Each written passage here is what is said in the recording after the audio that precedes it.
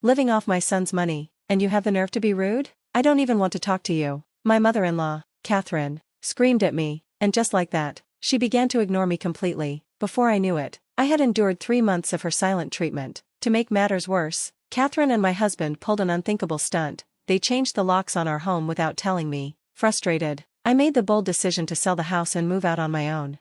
My name is Catherine, and I'm a 29-year-old office worker. I've been married to Jan for 2 years. We met at a party hosted by a mutual friend, where Jan, 3 years my senior, captivated me with his charm. He works in sales and has a knack for conversation, so it was no surprise that he asked for my number. We started dating soon after, and I quickly found myself drawn to him. After a few months, he confessed his feelings, and we became a couple. Our relationship blossomed smoothly for about 1.5 years before he proposed. I can't imagine life without you, Karen. Will you marry me? He asked, presenting a beautiful ring at a fancy restaurant with a stunning view. Despite its cliché nature, I loved the moment and immediately said yes. We got married soon after, with our friends and coworkers celebrating our union, making it a joyful occasion. After our honeymoon, we settled into our life together, with both of us working. We shared household responsibilities. Jan, who had lived at home with Catherine, was already adept at cooking and managing chores. His culinary skills are impressive, and I relish his homemade meals. Our days off are filled with dates and quality time together, and I feel incredibly fortunate to have married him. 2 years in, we're still deeply in love, but things aren't without their challenges.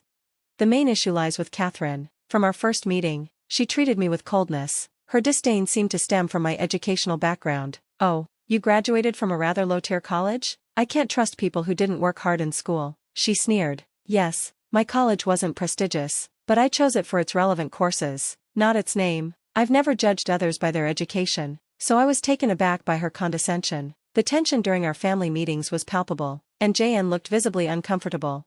Though I had my doubts about Catherine before marrying Jan, my love for him pushed me forward. Catherine lost her husband a few years ago and now lives alone in her in-laws' house. Consequently, she often visits us, and each time she does, she finds something to criticize. "You really need to clean better. I can't stand sloppy people. Make sure you scrub every corner." Even though Jan had cleaned just the day before, I held my tongue, not wanting to create tension, and simply apologized, hoping the storm would pass. But the tirades continued. "You're uneducated, can't keep a house, and don't even have kids. Seriously, how did you end up with Jan?" Each insult struck hard, especially during my moments of vulnerability.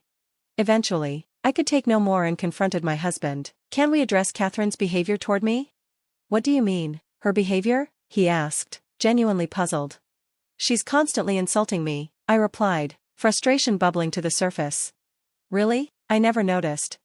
I was stunned. Jan didn't view her comments as hurtful? Learning this shocking truth during our 2nd year of marriage left me reeling.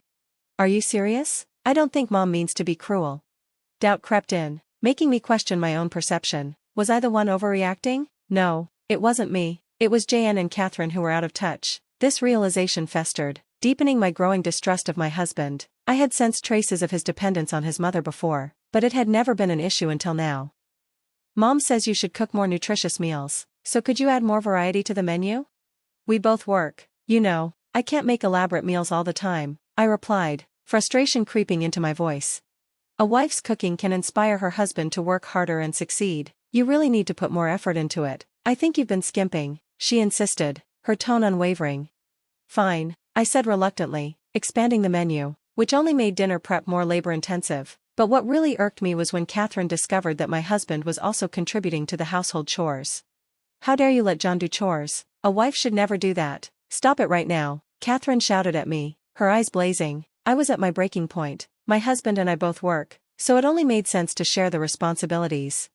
"You, my daughter-in-law, think you can question me? Unbelievable. This is why I can't stand people without a proper education," she seethed. "What I'm saying has nothing to do with education. In fact, I believe my perspective is more relevant to today's world." Catherine's face turned beet red at my words. "Enough, stop mocking me. I won't tolerate this." She stormed off to complain to my husband. Moments later, he called for me, clearly upset. "Hey, Mom is really angry. Why are you causing trouble?" "It's your mom who's making a fuss, not me," I tried to explain, but then he said something that shocked me. "It's all your fault, isn't it, Karen?" "Wait, were you listening?" He shot me a glare that dripped with disappointment. "What's with that attitude? You've become so disrespectful, just like Mom said." A wife shouldn't act this way. Really? Now you're siding with her? My heart sank. I thought my husband shared different values, but it seemed he was heavily influenced by her. Could I truly continue this marriage and find happiness? Doubt flooded my mind, and just then, my husband made another shocking announcement. Mom is moving in with us. I froze, feeling dread wash over me. When is she coming? Starting tomorrow. Starting tomorrow? I repeated in disbelief. What do you mean, starting tomorrow? Isn't it just for one day? He responded, we're having my mom move in with us starting tomorrow. Move in? I could hardly process what he was saying. Why is this suddenly about living together? My mom thinks it's a hassle to keep coming over, so we decided it would be easier if she just moved in. What? Why would you decide that without discussing it with me? I'm the breadwinner here, this is my call. It was becoming increasingly clear that my husband was completely under his mother Catherine's influence. She must have told him that a wife should obey her husband, but his unilateral decision to have her live with us was unacceptable. The next day, Catherine arrived, acting as if it were completely natural. She lugged in massive bags and promptly took over a room on the first floor, behaving as though she had always lived here. Karen, can you get the coffee brewing? You're such an inconsiderate daughter-in-law, she instructed me. Hey, Mom's tired from moving, cut her some slack. My husband snapped at me. The thought of this becoming my daily reality was unbearable. I knew I had to prepare for whatever unforeseen circumstances might arise. Catherine continued to boss me around, but I was in the midst of a critical work project and wanted to concentrate, so I tuned them out. Why are you coming home so late? It's Karen's job to make dinner. Why are you making us wait? My husband complained when I finally got home. I had to work late. You both seem to have eaten already. What's the issue? I replied, but both of them glared at me, their faces flushed with anger. It's infuriating living off my son's money, and you dare talk back. I don't even want to speak to you, Catherine shouted. What is she talking about? I'm not living off my husband's money. In fact, I earn more than he does, I exclaimed, but Catherine seemed caught in some misconception and began ignoring me completely. Whether I greeted her or asked a question, she brushed me off. Soon, my husband started to join her in ignoring me. Before I knew it, 3 months had passed in silence. I was so engrossed in my work project that their non-interference felt strangely liberating. Who would have thought that being left alone could feel so good? They wore smug smiles, thinking they were getting to me by ignoring me, and I didn't mind letting them believe it. I even feigned being subdued and downcast. As my project reached its peak, I had to put in even more overtime. My team and I finally completed the project, and I was so focused that I had completely forgotten about Catherine and my husband. I was so absorbed in my work that I wouldn't have noticed their absence even if I tried. Eventually, they realized I was unaffected, and then they did something unimaginable. They changed the locks. What's going on? My key isn't working, I exclaimed in disbelief, trying repeatedly to get the key to fit. I could hear Catherine and my husband inside, laughing and chatting. Is that a burglar? My husband said. But we're home alone, so it can't be a break-in, right? Catherine replied. Maybe it's trespassing? Yeah, perhaps we should call the cops. Their laughter echoed around me, and I couldn't believe how far they had taken it. That was the final straw. I secretly decided to sell the house. This home had been passed down to me by my parents when they retired to the countryside last year, so I had every right to sell it. I had already gotten it appraised just in case anything tricky happened with Catherine living here, allowing me to sell it immediately. After selling the house, I checked into a business hotel and informed my parents of the situation and my plan to sell. They were disappointed in both my husband and Catherine and fully supported my decision. I immediately contacted a real estate agent and finalized the sale. When the time came to move out, I hired a locksmith to unlock the door. As I entered, Catherine looked at me in shock. How did you get in? You didn't break the lock, did you? She shouted. Her voice was one I never wanted to hear again. Ignoring her frantic demands, I began packing my belongings. Hey, say something, I'll call the police for trespassing.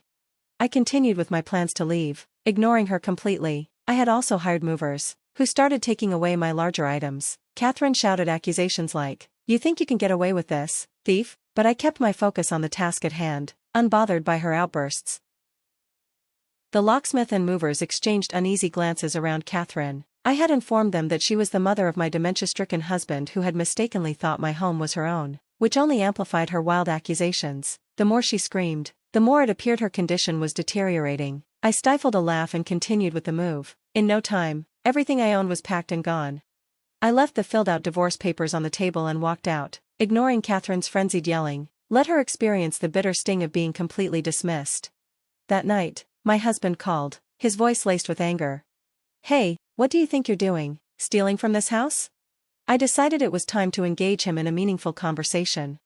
What are you talking about? I've only taken what belongs to me, bought with my own money, and by the way, the house was passed down to me from my parents. You've been so preoccupied with impressing Catherine that you've started believing your own lies. It seemed my words were finally registering with him. His phone was on speaker, and I could hear Catherine's voice cut in. Wait, what's going on? Great, if Catherine's listening, this is even better. Catherine, since you're here, I've already sold the house, so please leave immediately. Also, sign the divorce papers. If you refuse to agree, I'll take this to court. There was a stunned silence on the other end of the line. What's the matter? Back to the silent treatment? I won't hesitate to kick you both out. I knew they were just at a loss for words, but I wanted to make my point clear. My husband finally responded, desperation creeping into his voice. Wait, please. But I ignored him and hung up. Shortly after, I initiated divorce proceedings through my lawyer. My husband quickly agreed to the divorce, likely fearing a messy court battle. Both he and Catherine were soon evicted. Although they could have easily afforded a decent apartment with the proceeds from the house sale and their pensions, it turned out that Catherine had squandered her money and used my father-in-law's inheritance to pay off her debts. She had continued her reckless spending, leading my ex-husband to believe he could buy a home. Now, he was struggling to pay off the debts she had accumulated. Despite his long-winded explanations and pleas to reconcile, I completely ignored him. I now live alone in a comfortable apartment, planning to save the money from the house sale for my retirement. For now, I'm done with love and am focusing on my career, working toward a promotion.